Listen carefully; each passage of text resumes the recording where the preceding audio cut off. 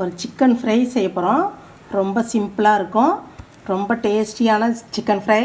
இதை எப்படி செய்கிறதுன்ட்டு வீடியோக்குள்ளே போய் பார்க்கலாம்.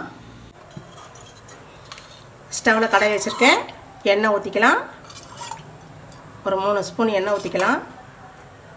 கொஞ்சம் எண்ணெய் தாராளமாகவே ஊற்றிக்கோங்க. எண்ணெய் காயட்டும். கொஞ்சமாக சோம்பு போட்டுக்கலாம்.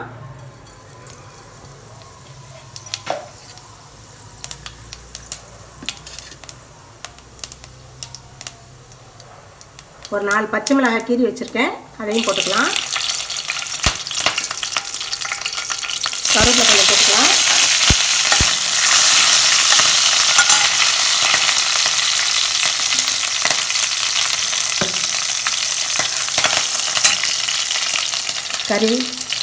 கறி நல்லா கழுவி வச்சுருக்கேன்ப்பா, அதையும் போட்டுக்கலாம்.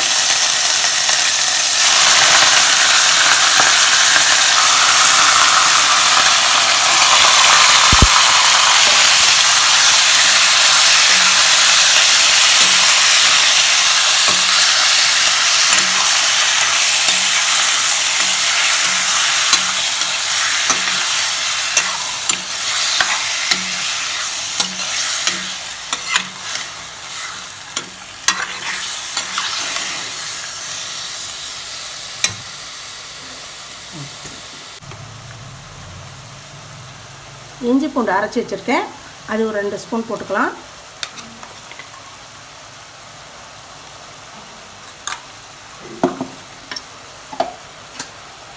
முன்னாடியே இஞ்சி பூண்டு போட்டால் அப்படியே சட்டியில் பிடிக்கும், அதனால் கறி போட்டதுக்கப்புறம் போட்டிருக்கேன். நல்லா வதக்கிக்குவோம். இதை மஞ்சத்தூள் ஒரு 1/4 டீஸ்பூன் போட்டுக்கலாம்.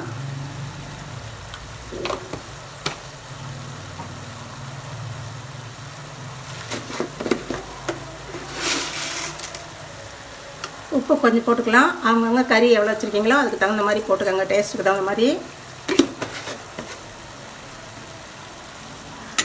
நல்லா போட்டு வதக்கிடலாம். இந்த கறியிலேருந்து தண்ணி வருது பாருங்கள், அந்த தண்ணியே போதும்.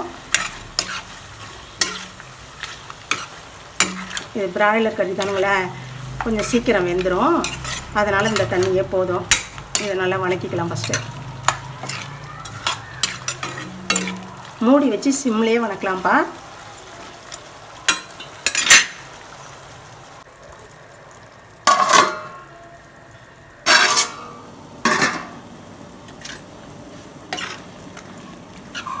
தண்ணியே ஊற்றலை, எவ்வளோ தண்ணி வந்திருக்கு பாருங்கள். இந்த கறியெல்லாம் இப்படி தான் ஏமாத்துறாங்களா? தண்ணி ஊற்றியா? ஆமாம் தம்பி, 1/2 கிலோ கறி என்னமோ இவ்வளோன்னு இருக்க மாதிரி இருக்குது. எவ்வளோ தண்ணி பாரு, அதான் வெயிட்டு, எவ்வளோ வெயிட் இருக்குது. நம்ம சிக்கன் மசாலா போட்டுக்கலாம். நான் சிக்கன் மசாலா சக்தி மசாலா வாங்கினேன் கடையில். நான் எப்பயும் கடைத்தூள் போட மாட்டேன். இன்றைக்கி நான் சரி இது மாதிரி செய்யணுங்கிறதுனால தான் இதை வாங்கினேன். எங்கள் பசங்கள்லாம் இப்படி தனித்தனியாக செய்யணுமா, அந்த தூள் வாங்கி போட்டு செய்யுமான்னாங்க. அதனால் சரி அதை வாங்கி போட்டு செய்யலான்ட்டு செஞ்சுருக்கேன். விளம்பரம்லாம் இல்லை, அவ்வளோ வளரலோ. 1 ஸ்பூன் வர மிளகாத்தூள்ப்பா, தனி மிளகாத்தூள் போட்டுக்கலாம். கொஞ்சம் காரம் இருந்தால் அதிகம் நல்லாயிருக்கும், அதனால் கொஞ்சம் காரம் போட்டிருக்கேன்.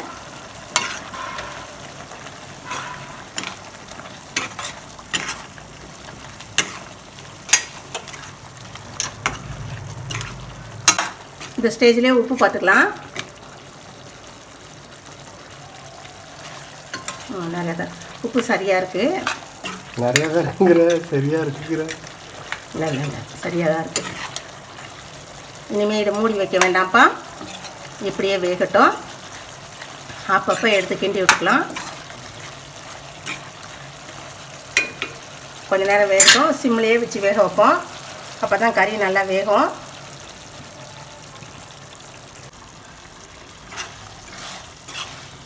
இதே மாதிரியே மூடி வைக்காமல் இதே மாதிரியே கிண்டி விட்டுட்டே இருங்க.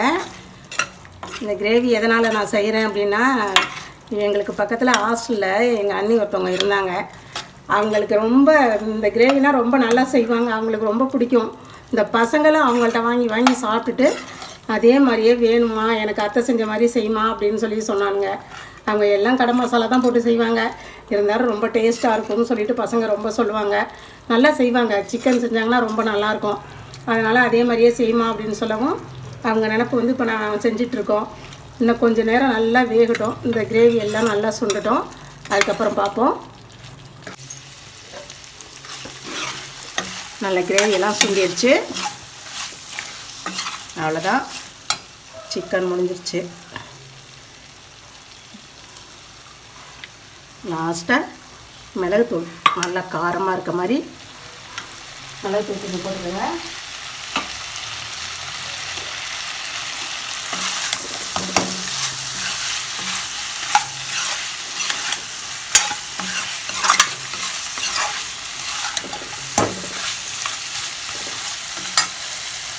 இன்னும் கொஞ்சம் இது இன்னும் நல்லா வத்தட்டும், கொஞ்சம் நேரம் இருக்கட்டும். அவ்வளோதாப்பா, மிளகுத்தூள் போட்டு இது மாதிரி ஒரு கிண்டிக்கங்க, நல்லா அப்படி உதிரியாக ஆயிரும். அவ்வளோதான். லாஸ்ட்டாக கொஞ்சோண்டு கொத்தமல்லி தழை தூவிக்கலாம். இந்த சிக்கனுக்கு பேரெல்லாம் இல்லைப்பா, எங்கள் அண்ணி ஊர் பேர் கொலக்குடிப்பா. நாங்கள் கொலக்குடி சிக்கனும் வச்சுருக்கோம். நீங்களே எந்த ஊரோ, எந்த ஊரில் சமைச்சு சாப்பிட்றீங்களோ அந்த ஊரை பேரை வச்சுட்டு எனக்கும் கமெண்ட் பண்ணுங்கள். எந்த ஊரில் செஞ்சு சாப்பிட்டீங்கன்னு சொல்லிவிட்டு கமெண்ட் பண்ணுங்கள். அப்படியே சுமதி சமையலுக்கு லைக் பண்ணுங்கள், ஷேர் பண்ணுங்கள், சப்ஸ்கிரைப் பண்ணுங்கள். தேங்க்யூ.